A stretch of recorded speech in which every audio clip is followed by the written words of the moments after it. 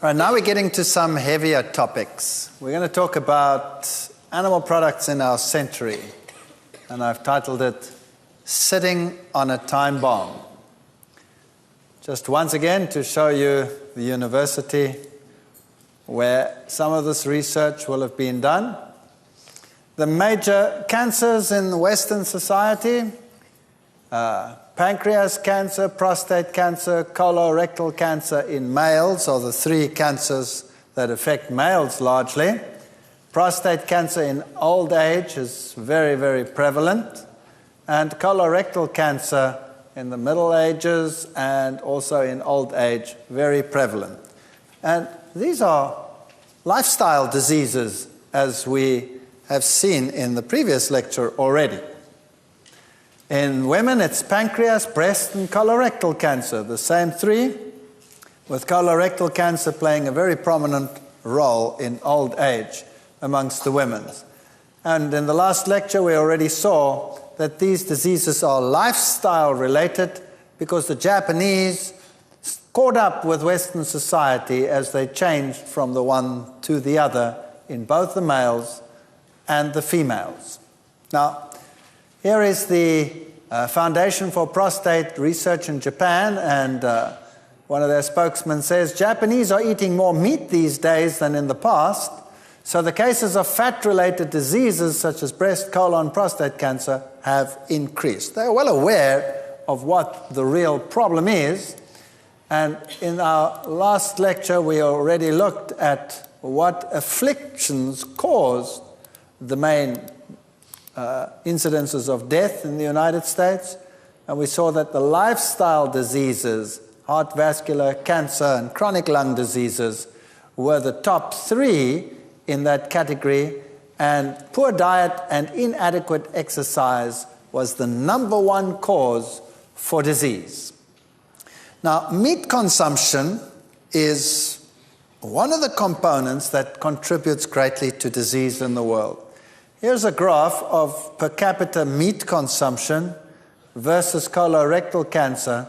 And again, the higher the meat consumption per nation, the greater the incidence of this cancer. New Zealand, of course, is the meat-eating country in the world. I think only the Afrikaner nation in southern Africa can compete with the New Zealanders in terms of eating meat. Not even the United States comes close to the New Zealanders.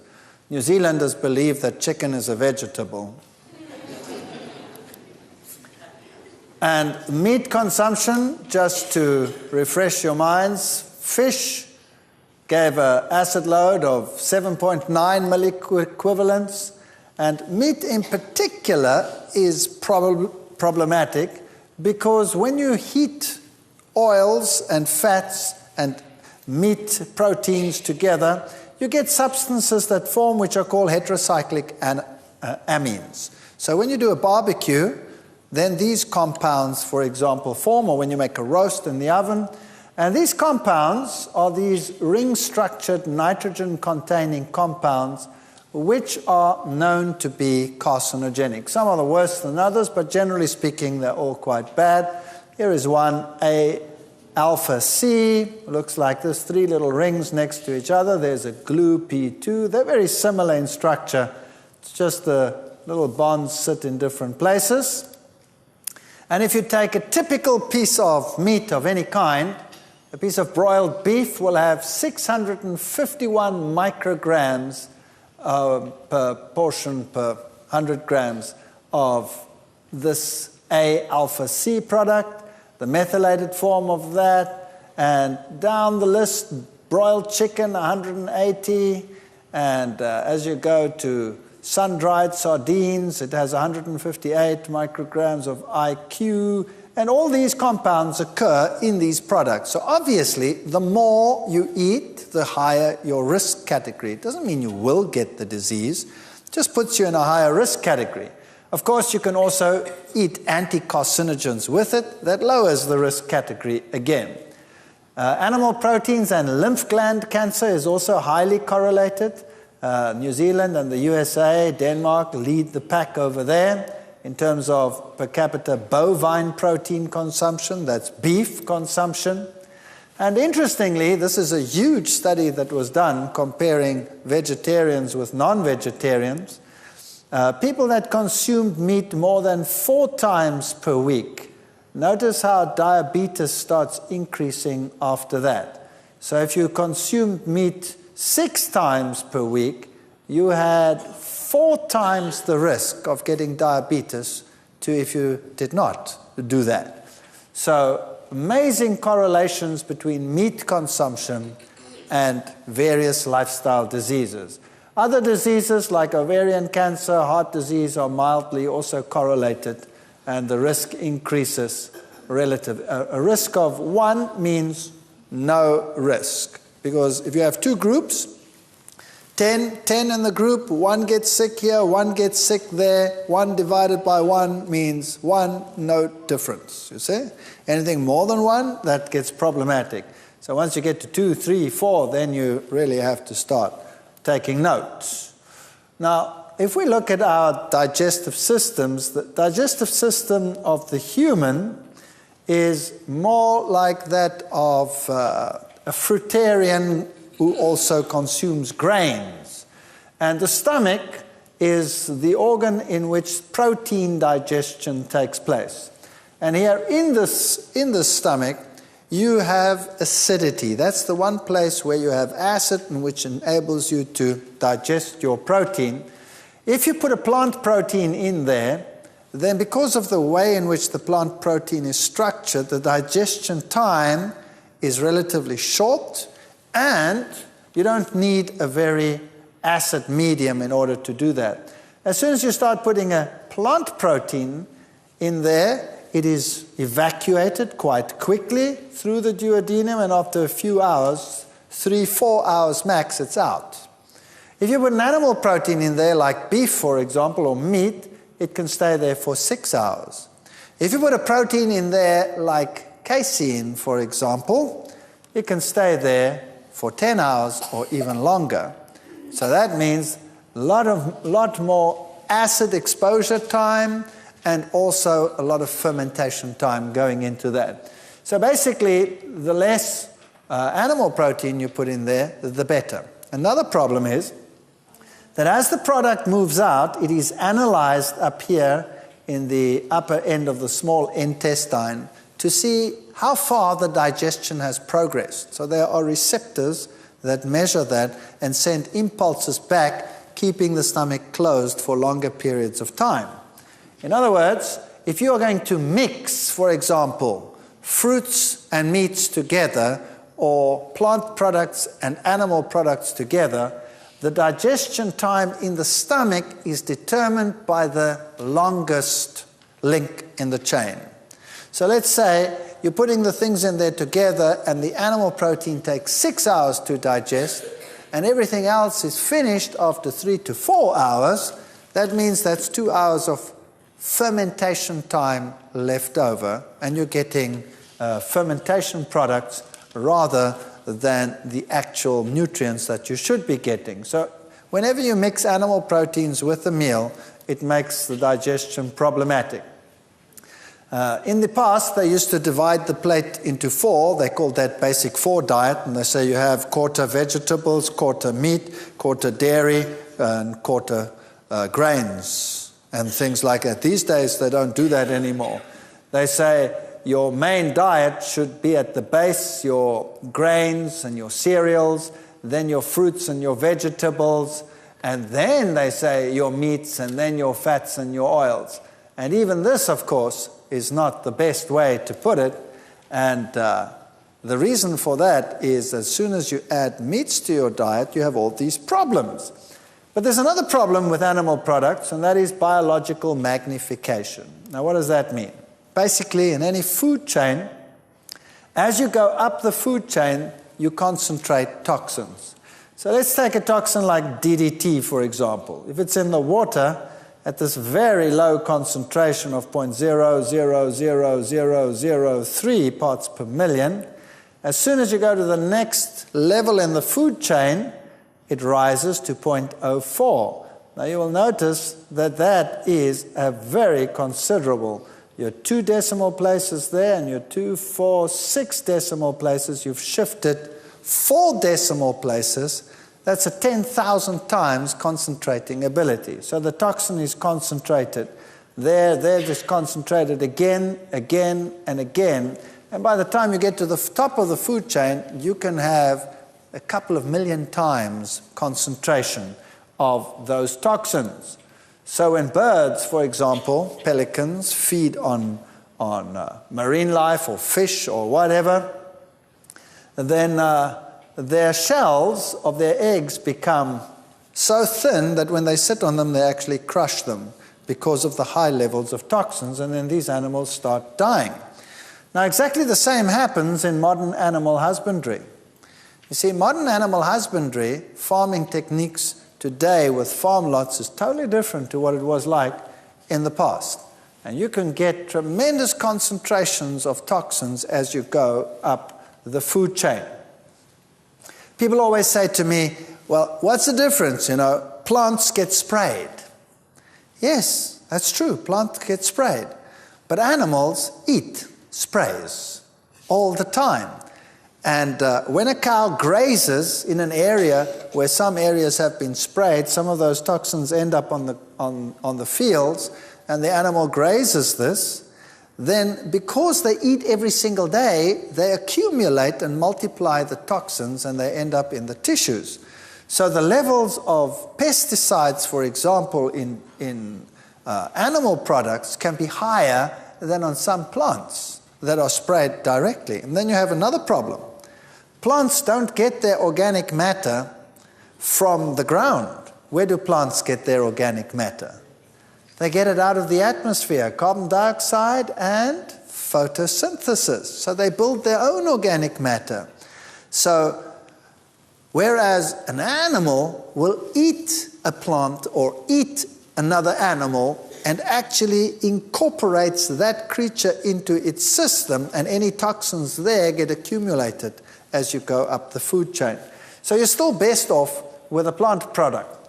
Now, modern animal husbandry has the problem that they create feed and feed the animals, and sometimes these feeds are not what the animal was originally designed to consume.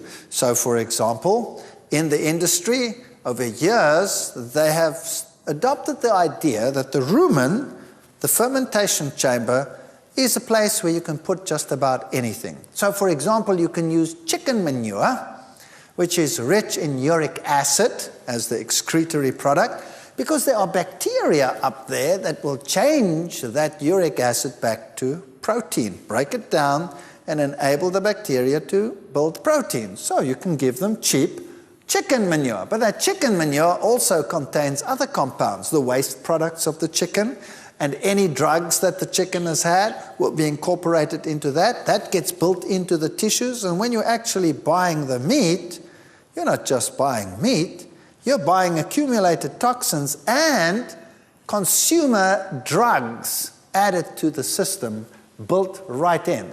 Now, we did a lot of research with these companies. I was in the fortunate position that being at a university from the previously disadvantaged society in Southern Africa, that I could get my students to do research in just about any institute, because I could put any company between a rock and a hard place. If I said to them, I would like to come and do research at your site, and I'd like to use your animals that you are using in the industry as research objects, they would naturally be inclined to say, no, you've got no right on my premises. And so I just played my trump card. And I say, are you telling that you're not willing to help students from the previously disadvantaged society? And then they'd be between a rock and a hard place, and they'd say, well, and then I'd just go in and I'd do it.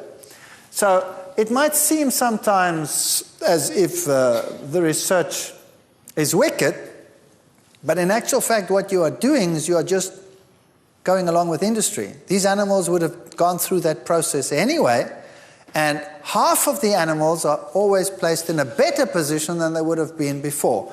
So I don't like animal experimentation, but this is one way in which you don't initiate it, you're just working with industry itself. Today, animals are fed anything from antibiotics to petrochemical waste to all kinds of manipulants. For example, the chicken industry, certain grains are cheaper at some seasons than others. Certain grains are just generally cheaper, like wheat would be cheaper than maize. Chickens don't digest wheat very readily, and so they just create enzymes which help them to get along with that. So you have designer enzymes which you give the animals, which help them to digest the feed so that you can give them a lower cost feed in order to get greater production. Irrespective of the fact that those designer enzymes will cause internal bleeding in those animals, that's besides the point. Who cares? As long as they still grow adequately to give you a return on the money. That's how it basically works. And I just thought I'd keep this in because I like the language. Pt.3 van voermengsel, which simply means cattle are dying from the feed that they are getting.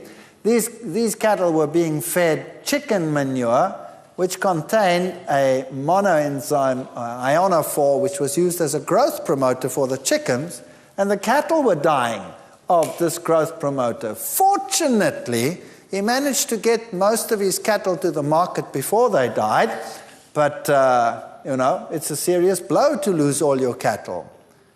What about that fortunately? That means who was consuming in a still higher capacity what was in those animals? The human beings. So it goes down the food chain. Fear in the food chains. Toxins in Belgian chickens set off another wave of anxiety in Europe. In this case, it was dioxin, which was in the food chain. It ended up in the food chain of pigs, and it ended up in the food chain of the chickens, and it causes cancer, of course, highly carcinogenic substance. This is a typical experimental setup where they keep chickens in feedlots like these, and in a normal chicken lot in industry, it'll look like this in a egg-laying situation where you'll put more chickens into a cage than the cage can accommodate, so that they're always squashed, so that no energy gets lost in terms of movement and the other, and all they are is they become egg-laying machines. Here's one of the industries where I was working with these chickens. This was one of my PhD students there. There's another one. And we were feeding these chickens like industry feeds them. Now, industry has different setups in different organizations. In this particular setup, they were using as one of the main feed items fish meal. Fish meal mixed with grains. And we said, all right, we want to compare that with a feed that contains no fish meal, no animal products. So we balanced the meals and got the equivalent proteins and all the parameters exactly the same, but the one got a protein group that came from animal protein, and the other one that got protein group that came from plant protein. And typically, this is what a chicken would look like very often if it got the animal protein. Notice the decalcified legs. These chickens couldn't walk properly. Now, if you get a drumstick, you wouldn't really notice that, right? So who cares that they are like that? But the fact of the matter is that the animal protein was causing decalcification. Then there was something else that we did. This is the end process, where you go through the abattoir process and collect the blood at the end of the process and write up all the experimentation. This was my Nigerian student. And what happens in these lots is really fascinating. You see, they found out that in order to prevent disease, it's good to give low levels of antibiotics as a preventive. And there's a spin-off that makes it economically viable. If you add the antibiotics, then you're shunting energy away from the immune system, and that goes into growth. So antibiotics in low levels act as growth promoters for chickens. So the chickens invariably get fed these low levels of antibiotics. And we were convinced that these low level of antibiotics will eventually cause resistance to antibiotics. And so should somebody consume that chicken and he would be infected, let's say, by a salmonella or one of these bacteria in the chicken, then he would not be able to be treated when he gets to the stage of actually contracting the disease from these bacteria. When they go through this process, their beaks are burnt away so that they do not hurt each other. They are crowded into areas. And then, of course, the probability of salmonella outbreak is very high. Health alert of a chicken, salmonella outbreak in flocks. And other diseases like encephalitis diseases become very common as well. So in Hong Kong, for example, just a few years ago, they had to kill every single chicken in Hong Kong. And then again, with the next outbreak of flus, they have to kill every single chicken in Hong Kong. In Malaysia, they had to kill every single pig in the south of Malaysia because of encephalitic diseases. This means these are diseases that are transferred from the animal to man and causes encephalitis in man. That's brain fever. And most of those people can die from it. They can be retarded if they survive, permanently disabled, or they die. So very dangerous diseases that are transferable from animals these days. Hard to swallow. Here are all these chickens that are being fed these low levels of antibiotics. Here are some other drugs that are used in the animal industry. Clenbuterol, for example, is a drug that is used in cattle to make them grow faster, but it is a highly dangerous drug for human consumption, and it's banned in most countries. But here you can see that even in countries like Germany, they have regular scandals where farmers are actually using these on the black market.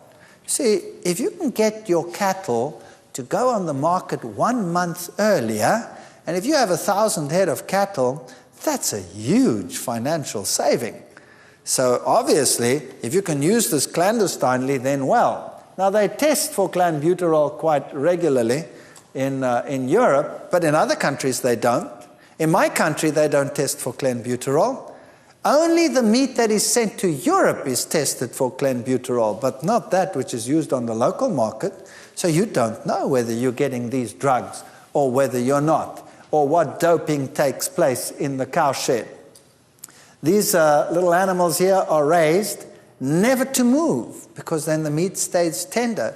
In fact, in order to grow quickly, they are squashed in so that they can never even lie down. They have to stand their whole life just to be slaughtered. Huh? My fonts have gone crazy. I'll have to live with that. Hard to swallow. This should be a delta. The T delta S factor, delta H equals delta F plus T delta S. Now, actually that looks complicated, but it's not complicated. H is the total energy. F is the energy that goes into growth. And T delta S is the energy that is wasted in terms of movement and reproduction and thermoregulation and all the activities that make an animal an animal. So obviously, if you want the energy you feed to go into growth, then you have to limit that. So you put the animal in a cage that it cannot move. And if it cannot move, it doesn't waste energy. You control the temperature, it doesn't have to waste energy on that. You keep the males and the females separate, they don't waste energy even just looking over the fence, you know what I mean? So that's how you keep them, and that's how you grow them, and that is modern animal husbandry. And then, of course, in these crowded environments, you stick to these antibiotics. Here was the case of burying the bacon. Did human error help spread a virus from pigs? So the encephalitis virus is these days very common in pigs. So we don't even worry about African porcine diseases and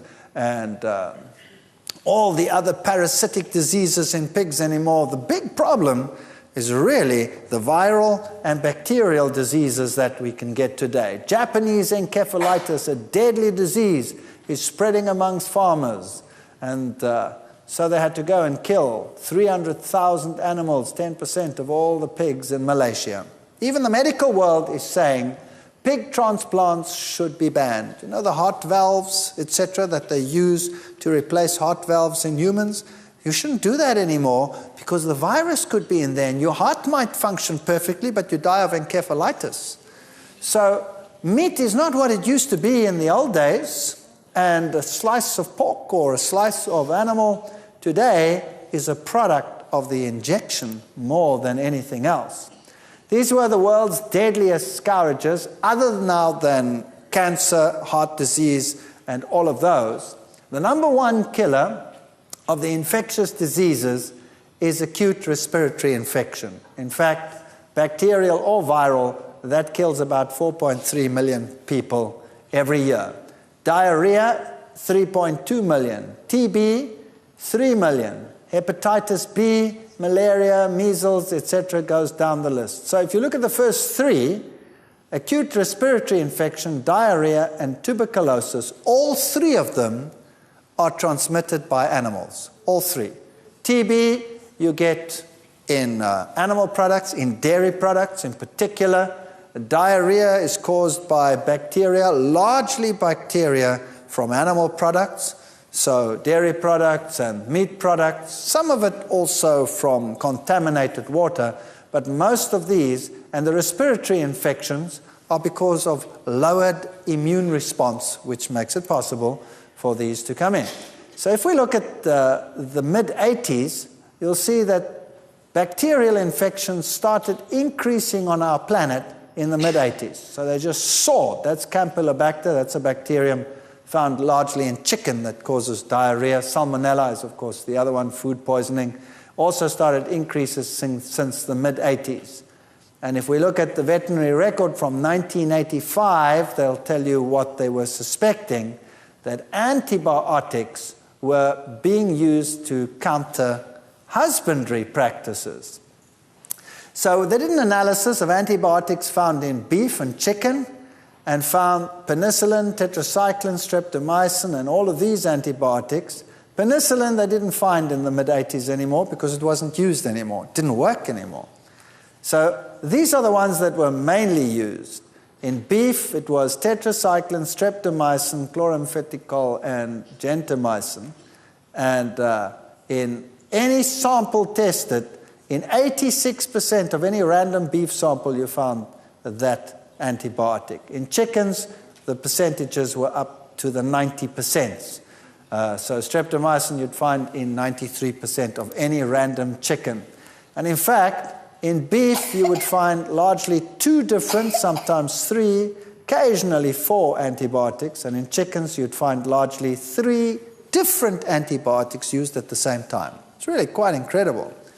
Now, we had contended for many, many years that antibiotic resistance comes from the farm. And then the farmers said, no, it's from the medical world. The medical world is using these drugs on humans, and that's why it's a problem. And the medical world said, no, no, no, no, it's the farmer that is using it. So the pot was calling the kettle black and vice versa. So we designed a very simple experiment to actually settle the question. Where did it come from? Antibiotic resistance bacteria in the 80s in Mexico showed penicillin 100% resistance. All these bacteria, whatever they were, from Staphylococcus to Salmonellas, all of them were up to 100% resistance. So penicillin didn't work at all in the mid-80s. When it came to the others, they were sometimes effective, sometimes not. And so how can this antibiotic resistance affect you? So by the 90s, 1991, 92, suddenly mystery infections in hospitals started to kill people. And then it started increasing to an epidemic. Animal antibiotics threaten hospital epidemics. And what was the problem? the killers within, all these bacteria, were now resistant to antibiotics. And then the first epidemic started coming in the late 90s, and the children are dying. An epidemic of food poisoning is only the latest Japanese disaster. And the Japanese Minister of Health was walking around with these thousands of children, all sick and dying. What happened here was that there was this major disaster of beef that had been contaminated with E. coli.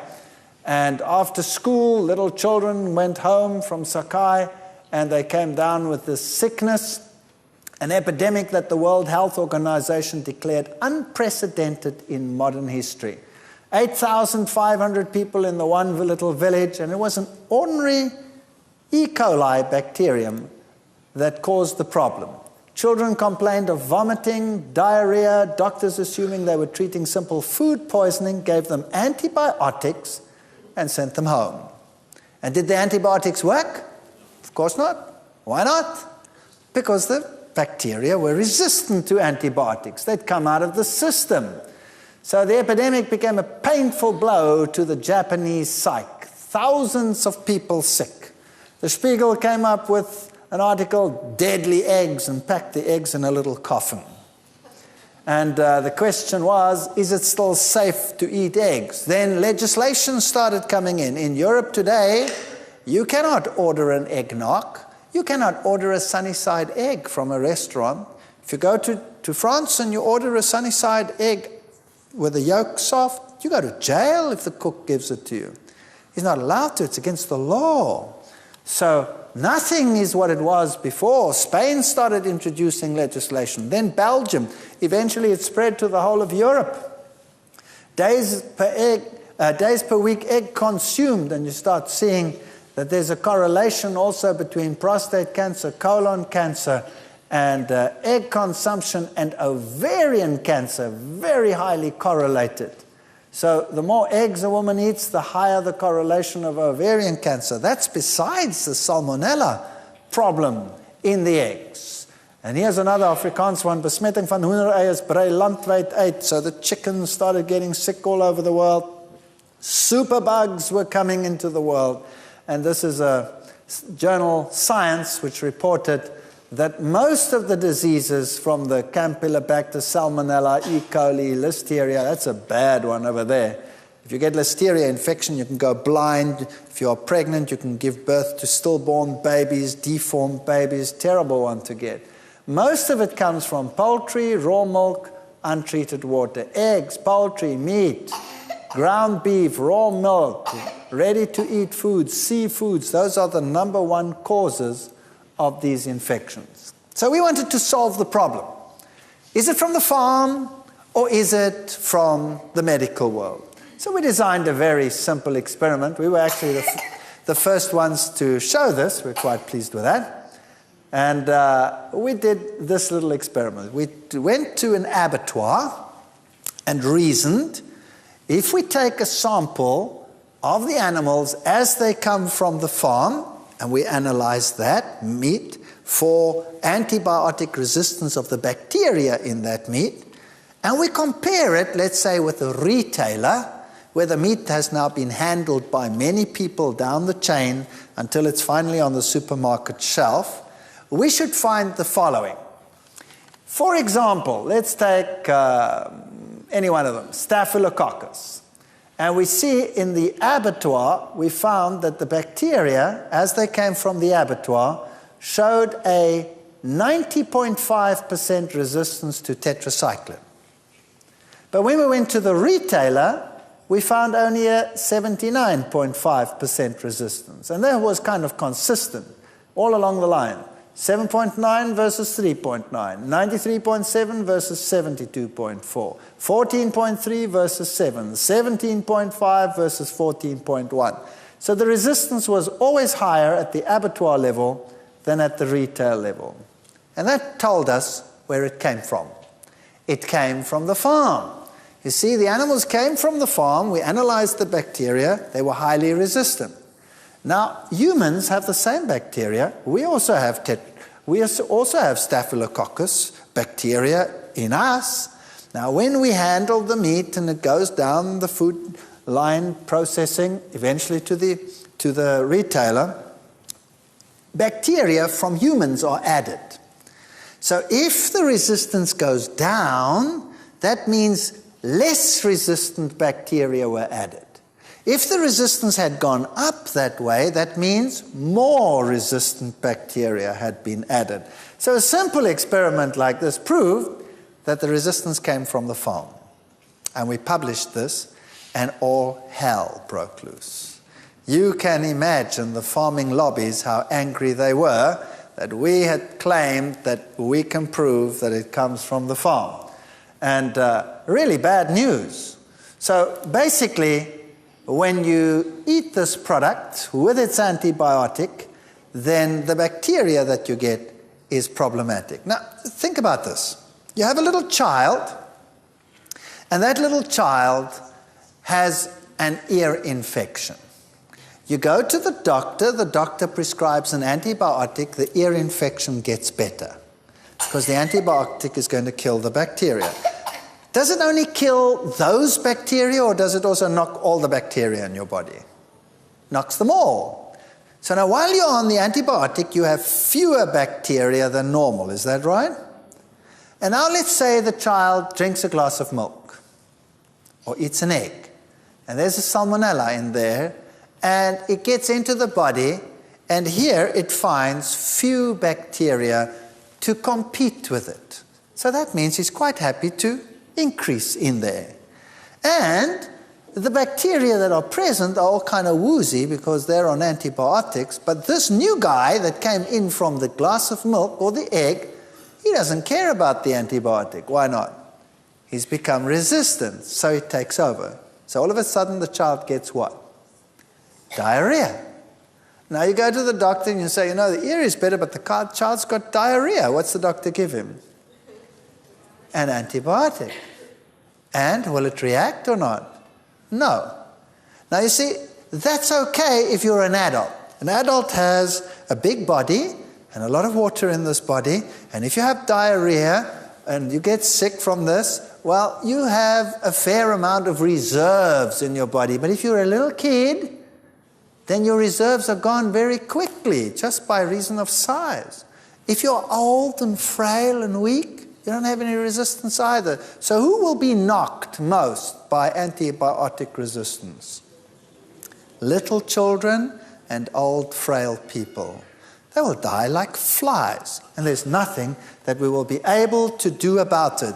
So if a wave of new infectious diseases comes along, like SARS, for example, or any one of those like are very prevalent today, and we do not have the medication to treat them, and we do not have an immune capacity that's functioning properly, then we're in trouble. So the solution to living in today's world is keep your immune system high. That means no additives in your food, lots of fruits and vegetables in your food, and stay away from the acid-forming foods like the animal products, and you will be better off. The inedible beef stew, well, beef was withdrawn here in the United States and all over the world. We've had mega epidemics in Scotland, in Switzerland, all over the place, killers all around. We're not living in the same society that Grandpa and Grandma lived in. So what do people say? People say, well, we'll have to give up these meats that are dangerous, we'll switch to the exotics. So they start switching to ostrich meat, which is booming industry. Do you know that these animals are very highly susceptible to Ebola viruses and things like that? When you get those, you're dead. You're dead.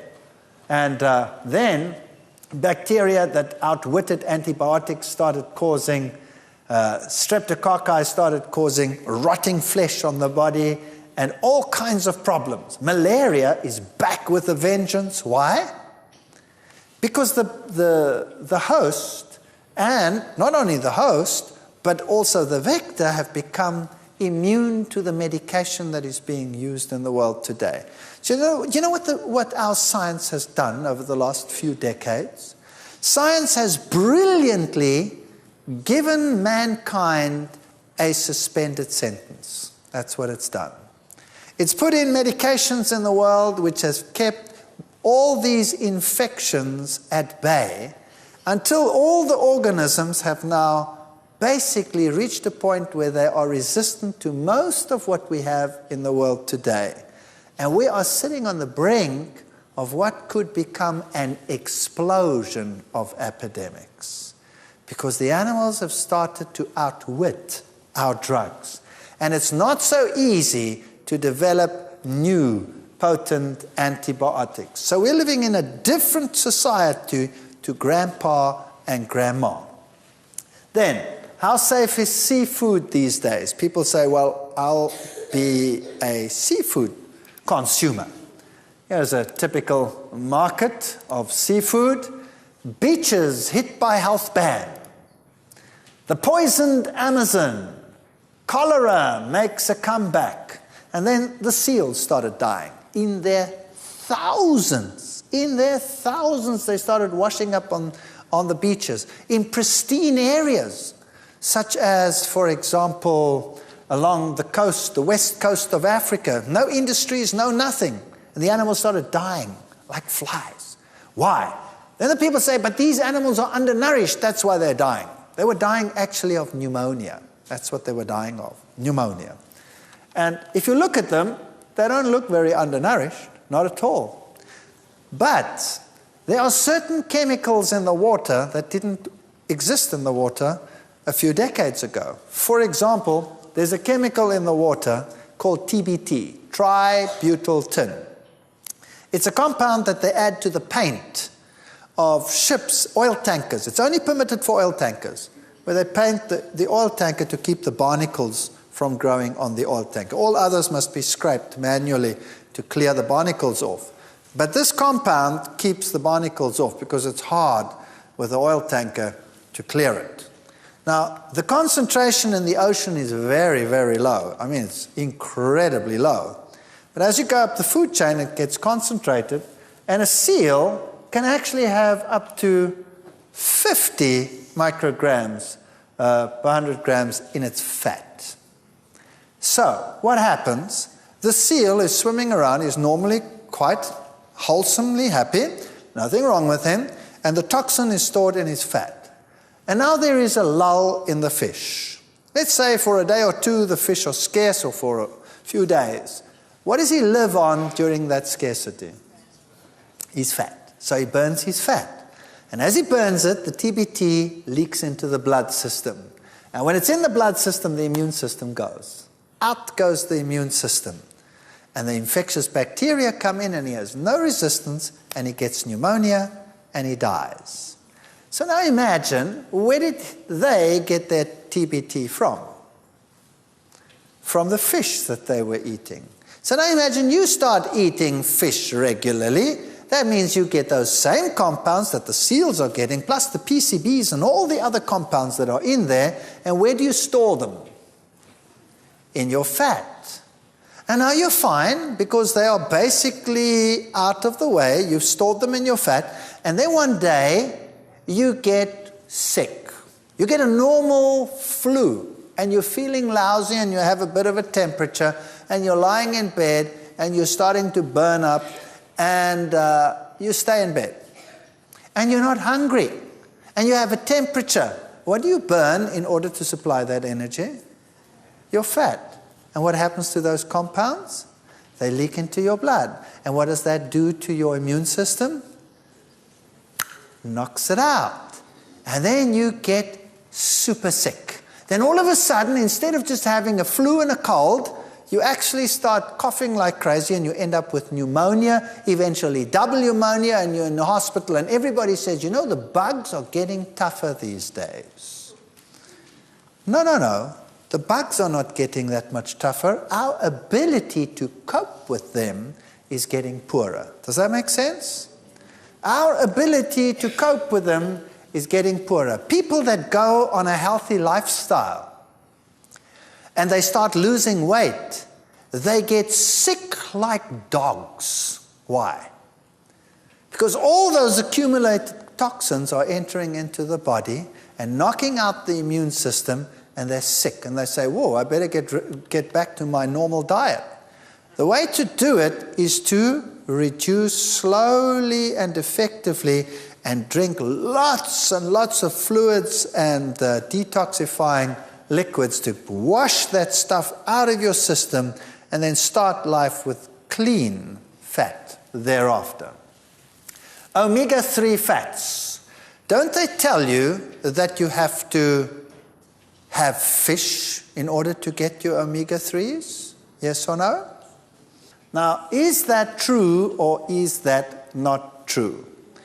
Now, let's just briefly look at this. Let's look at the general fish situation. Cholesterol content of various fishes and fish oils and beef, for example. Beef has 79 milligrams of cholesterol, 115 for herring oil, 73 salmon oil, sardine oil 106, and cod liver oil 86. So just as much cholesterol in fish as in anything else. When we look at the omega-3 fats, yes, they are very important. They help to decrease the stickiness of the platelets and the blood clotting cells. They tend to decrease blood pressure. They tend to decrease serum triglycerides. Those are the fat molecules in the blood.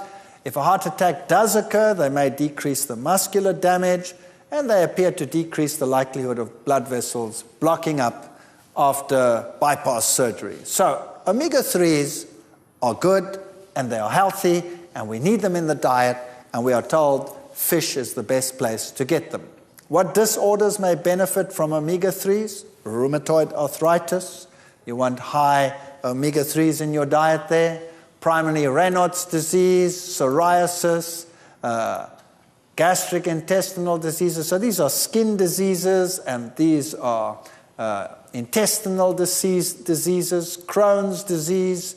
These are nervous diseases, depression, overaggressiveness, carcinomas, that's cancers, and various pulmonary diseases. So, omegas are very good for you. Here's the metabolic pathway. The first fatty acid that we're dealing with here is alpha-linolenic fatty acid. Now, that is one of the essential fatty acids that we find in plants.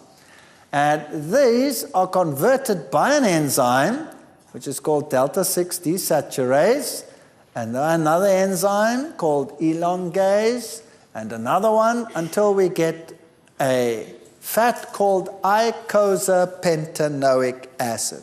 Now that one up here, alpha-linolenic acid, is an omega fatty acid, and eicosapentaenoic acid is another one. Now, this one over here, eicosapentaenoic acid, is the one that you find in fish. That's the one you find in plants. So plants have alpha-linolenic, and fish have eicosapentaenoic acid. So if you were to get your omega fatty acids from plants, that's the one you'd get. Then you have the enzymes in your system to convert that, as you need it, into that. Does that make sense? All right. Now, eicosapentaenoic acid is the one that determines the fluidity of your blood, for example. And should you get too much of this, what would be the risk factors? Thrombosis, strokes, all kinds of problems from too much eicosapentaenoic acid. So plants don't have eicosapentaenoic acid. And if the argument were true that we have to get our omega fats from fish, then the same argument must be true for every other animal on the planet. That means an elephant and every ungulate in the world and every herbivore in the world should actually eat fish. But they don't. They consume alpha-linolenic acid. And then they make as much eicosapentaenoic acid as the body needs, and therefore you would never go into a risk category for strokes or thrombosis or other diseases like that. So what's better? Getting it from a plant or getting it from a fish? Getting it from a plant. Or else, if you believe that God created this world, you would have to say that God was stupid, because he didn't put any icosapentaenoic acid into the plants, which is the basis of the food chain. He put alpha-linolenic into the plants, and alpha-linolenic doesn't cause a problem. It's the other one that causes the problem. In fact, alpha-linolenic is the one that you will use not only to make icosapentaenoic acid, but to make all the other things as well, like prostaglandins and all of those compounds that we need. That's the basis. We need this one. We don't need this one as the basis from which to work. We can't work back. We can only work this way. So, what plant foods contain omega-3 linolenic acid, for example? Which ones? Roasted potatoes, if we look at the vegetable world, cucumbers and all of those, sweet potatoes, bananas, California avocados, they have 99, 74, etc. That's not very, very high. Whole wheat bread has 11. And are there any others that are higher than that? Well, actually, yes. As we go to the nuts and the dark greens and the legumes, whoa, now we're climbing. 136, 353, 637 for green soybeans. Soybean oils, 927. Whoa. Wheat germ oil, 938. Walnuts, 1,033. Canola oil, 1,094. Walnuts, English, 1,703. And who's the super king in the world? Flax seeds, 7,526. So if you add your flax seeds ground to your cereals or to your breads or to your whatever, do you think you're going to have a shortage? I somehow doubt it. And there is no animal that will compete with that. And you're getting what you need. So you can get it from plants. Don't believe that you cannot get it from plants and that you have to get it from fish. Evidence linking fish contamination to cancer. Number one, elevated levels of pesticide compounds have been found in the tissues and breasts of cancer patients. National Cancer Institute shows an increased death rate from cancer amongst people living in areas where fish have exceptionally large numbers of tumors. Fish have more cancer than 50 years ago. For example, 30% of bullheads in Lake Erie were found with liver cancer. That's pretty scary. And PCBs, PCB exposure in the general population comes from fish, may affect sperm counts, fertility. Pregnant mothers are linked to alterations in birth size, etc., from PCBs. And children at 11 years of age with higher exposure to PCBs before birth show impaired intellectual development. And you might think, well, you know, I eat fish from deep water. I'll buy only deep water fish. So people buy deep water hake, deep water salmon, deep water this. Well, where's the biggest contamination today? Here are the Arctic people up here, living in these areas up here, where they are far removed from any industry. And at risk, the Inuits' diet is contaminated with pesticides, PCBs, and other poisons right up there. The highest levels these people have because that's their main diet. Fascinating. So there's a fish today with typical tumor fish, new scientists, parasites for supper. The fish too, of course, have a reduced immune system, and so they are getting more parasites than before. Mystery killer stalks Australian waters, new parasites that we never even knew about affecting these fish. These fish develop aganodia. They don't develop any sex organs. If we look at the decline in fishing over the years, we'll also find something else, that oil ratios in fish have declined since the 80s to the 90s. That means the fish are not storing energy like they used to in the past.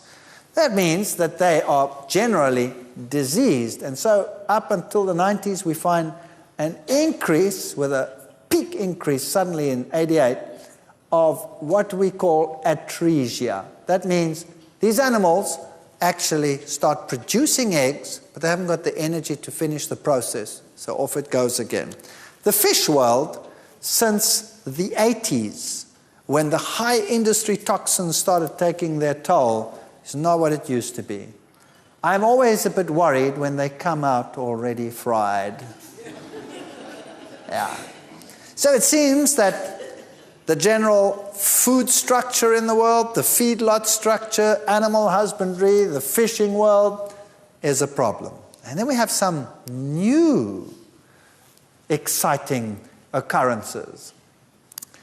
Mad brains, mad cow's disease. In humans, it's called Creutzfeldt-Jakob syndrome. And what caused it, they found, was a prion. Now, many, many years ago, we started lecturing about these issues, and many years ago, you can check old tapes of ours, started warning that these things would become epidemics. People were laughing at us. I'm talking about 12, 15 years ago. Today, nobody laughs anymore. Prion disease, what's that? A prion is a tiny little protein that occurs in the brain. Millions and millions of proteins called prions live in the brain. And the normal one looks like a double helix. And an abnormal one, the protein has flattened out into sheets. We'll look at that in a moment. And suddenly the animals started going crazy. Cattle would start bashing their heads against the walls, and then they would start foaming and falling over, and they would go mad. Now what happened? Normally prions, depicted here by these little blue proteins, occur in the brain between nerve cells, and they form important functions to help transmit impulses and other activities in the brain. And as I said, normally they have this helix structure. They are twisted like that. Now occasionally it can happen that a prion becomes abnormal, and then it flattens out into a sheet, and it looks like this, a converted prion. And suddenly it is different. It adheres differently. Its charge is different. And instead of lying between the nerve cells like this, it actually goes and sits on the nerve cell. It packs onto the nerve cell. Later it covers the whole nerve cell, and that nerve cell cannot exchange oxygen anymore, and it dies. And when it dies, it gets resorbed, and then there's a little hole where the nerve cell was. And eventually a lot of nerve cells start dying, and then the whole brain gets full of holes, and it starts looking like a sponge. That's why it's called a spongiform disease, like a sponge. Bovine means cattle, spongivore, encephalus, brain inside the head, literally means cattle with sponge brains. That's what it means. And they said, well, that's too bad for the cattle, but fortunately not too bad for us. It just means we have to eat more meat, because all these cattle are going to die, and so we consumed them. And at that time, Major was in England when the epidemic broke out. Major was the Prime Minister, and he said, don't worry, no problem. It cannot affect you, everything's fine. Spiegel didn't believe him and had this little cartoon of him. I've eaten beef all my life, and I can assure you it never caused me any harm, moo. Now, the fact of the matter was that they said, well, this is something to do with the brain, and it won't affect the meat. You'll be fine if you eat the meat. The epidemic started in the 80s. Then by 92, it reached its peak, and thousands of cattle were affected. As were tests that were made, and eventually it came so far that it killed just about all the cattle in the entire British Isles. And the epidemic was under control by the late 90s. Now, what happened? Notice at the peak of the epidemic, 1992, these were the exports of beef to the rest of Europe. So at the peak of the epidemic, 1992, beef exports just exploded and tripled in millions of tons to Europe. You see, they had a lot of cattle that they had to put down, and so people had to eat this meat. Not only that, what's not shown on this graph is the huge quantities of carcass meal, where they actually condemned them and ground them down and dried them and sent the feed over.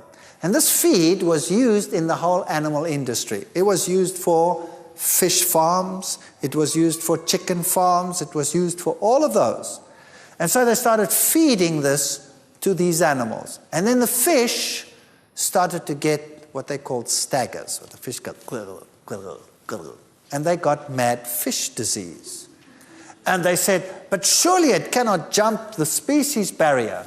Creutzfeldt-Jakob syndrome, that was the one in humans, that started increasing. Then they said, don't worry. Even if a human can get it, it'll take 80 years to develop. And who cares? After 80 years, you're not going to be around to worry about it anymore. And then the young children started dying. The young people started dying. This one was age 21. That kind of blew the 80-year theory. And by 1994, mad cow's disease passing on to cats. You see, they'd taken the meat, and a lot of it went into the pet industry, and the pets were getting their pet food, and the pets were getting mad cow's disease. So now, they couldn't, by 1994, say that it wasn't crossing the species barrier. So what happens is, when you get this abnormal prion into your system, and it comes into contact with a normal prion, the normal prion becomes abnormal, like a domino effect. The first one hits, and down the line, all your prions become abnormal, and then you've had it. And how quickly can it develop the disease? Well, then the little children started dying. And then they realized, whoa, we have a problem. And then they said, burn them. So they burnt all the cattle on the fields. But unfortunately, they didn't realize that that wasn't hot enough to destroy a prion. You see, a prion is not digested in the intestines, and it's not destroyed by heat. It's too small and too compact. And so, the next season, where this animal died, the grass just grew a little bit better because there was lots of fertilizer there. The cattle came and ate the grass, and they got mad cow's disease. Then they realized, we better incinerate the cattle. That was very expensive. So they incinerated the cattle, but by then the first baby was born with Creutzfeldt-Jakob syndrome. So babies were born with it. Here is a brain scan of a 17-year-old with Creutzfeldt-Jakob. That's the destroyed portion of the brain over there. There was a picture of the month in February 2001. Little babies with Creutzfeldt-Jakob syndrome. And so they finally realized we cannot feed this to humans, and they condemned everything to be incinerated. But the feed had been exported to just about the entire world. So what had they done with their disease? They'd exported it. And every nation said, it's not a problem. See, first they said, here's the situation. Here's a typical cow, and everything that's red over here, that's where you have 1 billion prions per gram. So avoid anything that's red. So that's the nervous system. Then if you come to what's yellow, the glands and the intestines and the bone marrow, that has 1 million prions per gram. So maybe we should not eat the bones. So they made laws in Europe that you weren't allowed to have a T-bone, for example. You have to cut it off the bone and only eat the meat, because the meat has fewer than 10 prions per gram. So they said, how do you make sausage? You shove it into the intestines, right? So look at that. There you're getting 1 million prions per gram, so there was a problem. And the milk also has 10 prions per gram, but if it's a domino effect, how many prions do you want to get into your brain?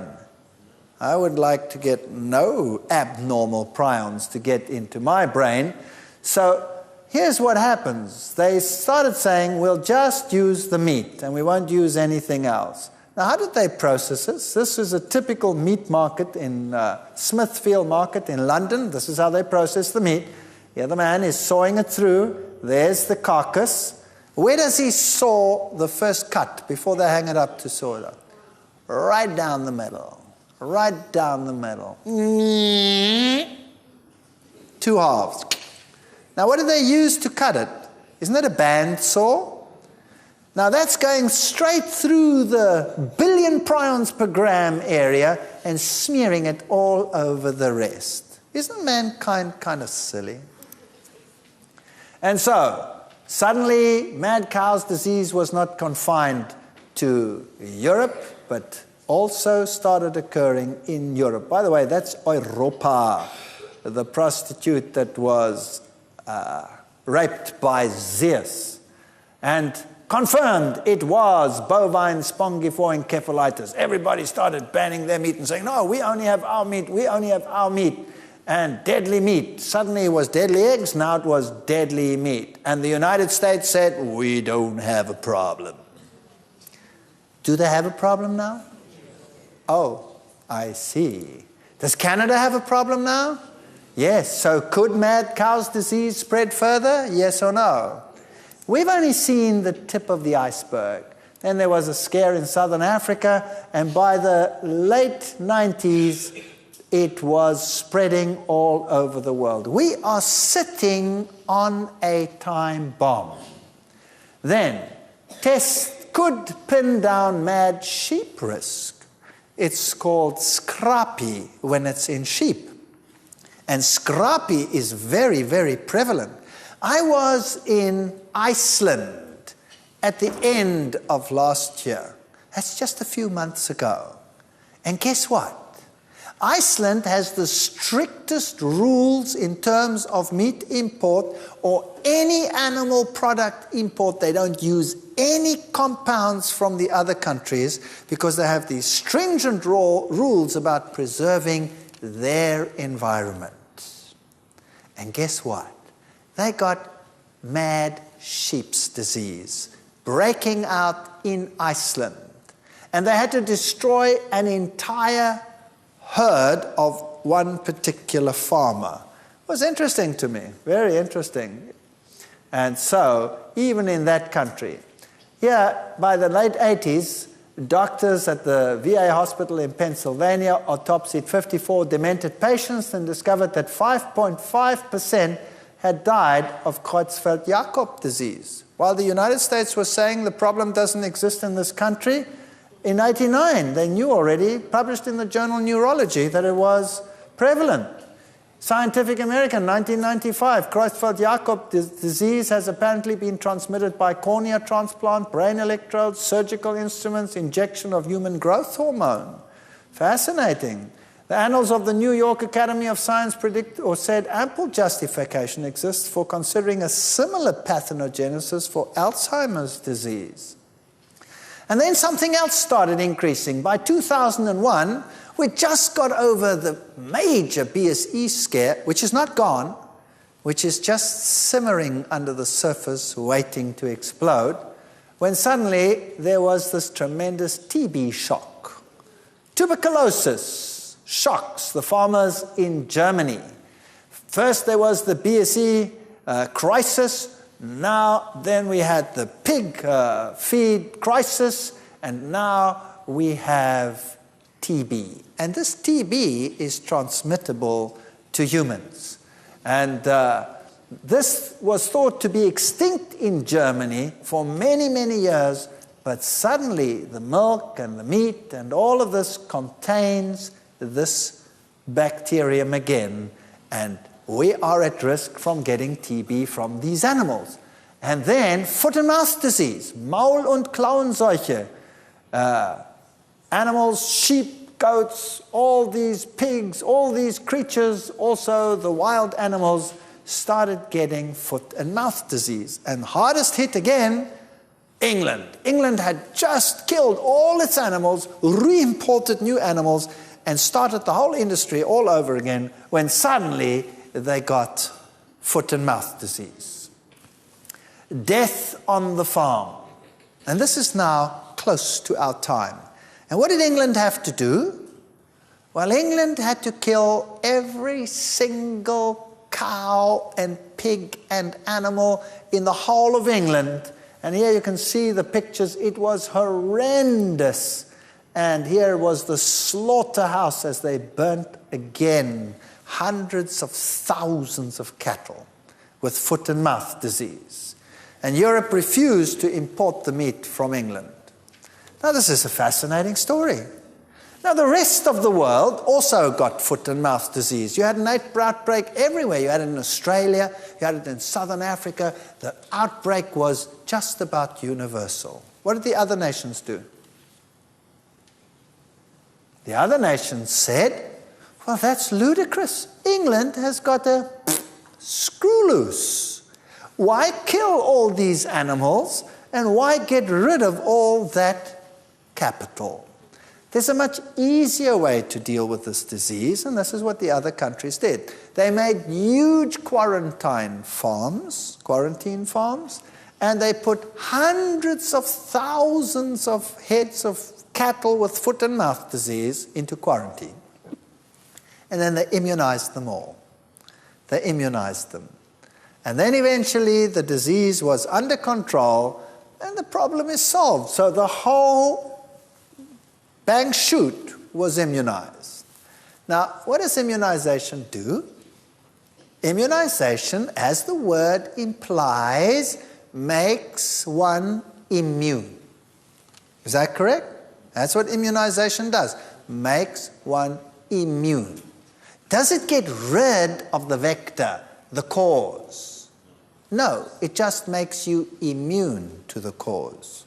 Now, previously, think about this. If the cattle were not immunized and they got foot and mouth disease, you knew that animal was contaminated, right or wrong. And what did they do with it, like they did here in England? Put it down, burn it, and it's gone. If that disease is then not in the other animals, it means none of them have it. Is that right? Now they're all immunized. Do you know whether they're carrying it or not? No. So when you eat it, good appetite. Good appetite. Well, it doesn't kill humans. It doesn't kill humans, they say. It doesn't do that. It just causes blistering and mouth blisters and a terrible flu. That's all. It's not so bad. It won't kill you, so that's not too problematic. But if we go down this line, eventually we can have plasmid transfer between bacteria and other organisms, and they can make new strains of problematic outbreaks like SARS and all of these. What are we actually doing? Keeping an industry alive so that we have the product to eat while we are breeding super killers. Did you know that they are expecting outbreaks that could wipe out whole cities? Did you know that they're expecting that? Why? Just to keep on eating what we ate before? We've already seen in the first lectures that the healthiest diet in the world is a diet that is rich in plant foods. And in fact, most animals in the world subsist largely on plant foods. How much trouble would we avoid if we gave up animal products? Unbelievable. We would benefit on every turn. If we gave up butters, we would have a better cardiovascular system. If we gave up meat, we wouldn't be exposed to these risks that everybody else is exposed to. And we would have a far better capacity to deal with whatever is coming. I'm not saying you won't get sick. I'm just saying you'll have a far better capacity to survive. We're in suspended state of grisly animation. We're just waiting and praying. This is our worst nightmare. And so it started spreading all over the world. And mankind with its drugs is creating a time bomb that sooner or later will explode. Me? Bovine spongiform-encephalitis? No, I just have a normal foot and mouth disease. And I'm going to export it to the whole world. I like this guy. He's sort of interesting. He's having a typical burger. Do you know that you can have a burger that tastes just as good as that one with a plant-based patty on it, and you wouldn't even know the difference sometimes, and sometimes it would taste better? What skin is it off our nose in the days that we live in with all the culinary expertise that's out there in the world to change the patty and reduce our risk? Doesn't that make sense? Life without Veith. Time magazine had this wonderful picture here with all the vegetables and asked the questions, can plant foods replace meat? Where's the beef? The answer is yes, they can. But the decision as to whether we want to do this or not is ours. So what I've done in this lecture is just shown you the state of affairs in the world to help you make that decision. Whatever that decision is your business and your affair, because let no man tell you your duty. But if you have the facts, don't you have something to base your decision on? So that's what I've done. I've given you the facts, now you can make a decision. Now when we come again together tomorrow, then we're going to deal with something that you really shouldn't miss. Because many of you might say, well, that's okay still, but tomorrow's lecture, well, let's say, don't miss it. It's called Utterly Amazing. And then there is another one which follows that, which will put everything into a perspective so that we're not miserable anymore, but cheerful. Because we'll look at the alternatives and see what we have in store. It really is a magnificent life out there, and nobody should allow diet to make us miserable. You know, some people believe that they get special points when they torture themselves with miserable food. Have you known people like that? They walk around with long faces, and they are extremely health conscious, and sometimes also very judgmental. We don't have to suffer. To suffer is stupidity. Do you think God created man to suffer in terms of the diet? Or did he say it was good, it was very good? What did he say? He said it was good, it was very good. So if it's not very good, we must be doing something wrong, right? So don't miss tomorrow's lectures. We'll look at what there is to do, how to circumvent the problems, and thanks for listening.